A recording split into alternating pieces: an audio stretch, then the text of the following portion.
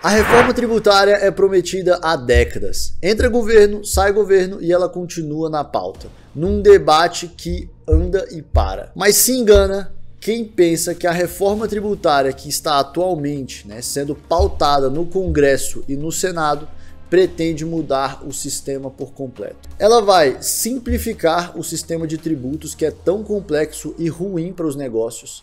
Ela vai beneficiar alguns setores de consumo, mas alguns outros podem piorar.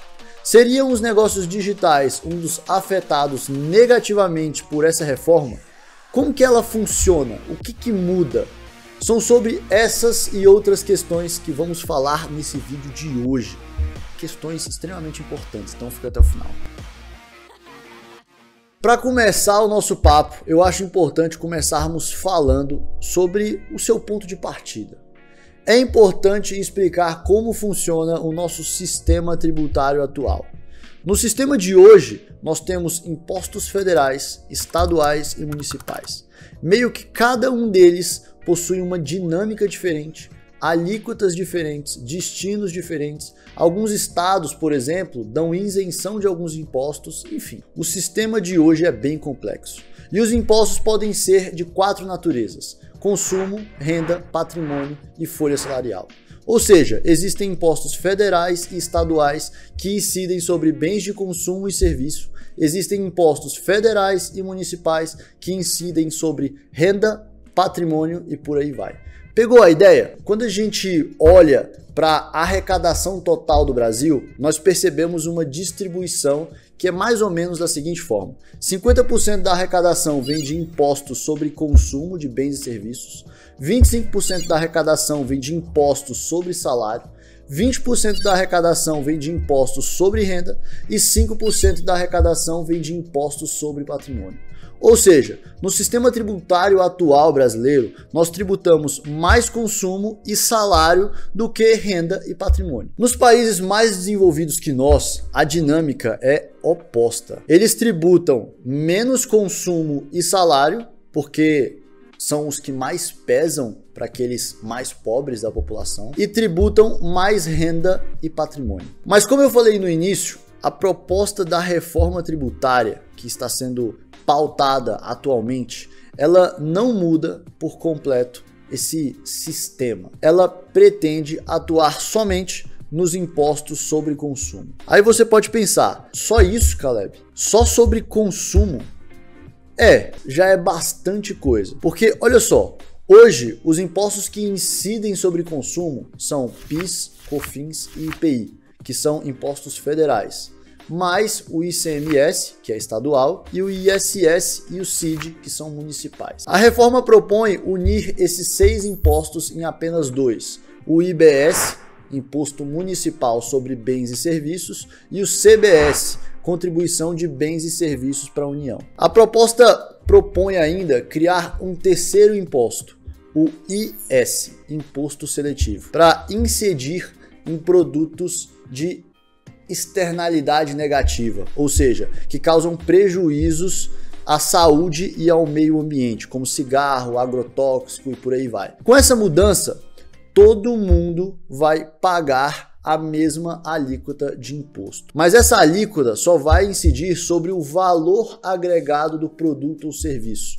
É o que estão chamando de IVA. Como assim? Vamos supor que você seja um vendedor de suco de laranja natural. Para você vender esse seu suco, você precisa, obviamente, comprar laranja. Mas para essas laranjas chegarem no supermercado, que você comprou elas, precisaram ser colhidas e transportadas, o que já tem uma incidência de impostos. Depois, o dono do mercado comprou essas laranjas por um preço que contém os impostos da colheita e do transporte. E aí depois você compra essas laranjas e vende o seu suco, pagando imposto sobre a sua venda total. Cada parte da cadeia, a laranja foi ficando um pouquinho mais cara por conta dos serviços como transporte, colheita e outros, e também por conta dos impostos que foram se acumulando durante toda essa cadeia. O imposto sobre valor agregado significa dizer que você vai pagar o imposto somente sobre a diferença entre o valor da sua etapa da cadeia e a anterior. Se você, por exemplo, vende seu suco por R$5 e compra as laranjas por R$1, significa que você adicionou R$4 de valor na cadeia. É aí que os impostos vão incidir. Ficou clara a diferença? Sendo que antes eles incidiam em cima dos R$5, não dos 4. Mas quanto vai ser esse imposto? Qual a alíquota do IBS? A alíquota integral do IBS é de 25%. Essa PEC que foi aprovada ainda não tem essa alíquota, ok? Ela vai ser definida em uma lei complementar, depois que todo esse processo se desenrolar no Senado, sanção presidencial e por aí vai. Mas esse valor foi o que foi proposto no rascunho do projeto. Alguns setores, como transporte público, alimentos de cesta básica, remédio e outros setores ditos extremamente essenciais, vão ter uma alíquota menor ou até mesmo isenção. Com isso, a gente pode perceber um barateamento significativo de vários dos produtos que a gente consome hoje no nosso dia a dia, mesmo com uma alíquota de 25%? Sim, mesmo com essa alíquota.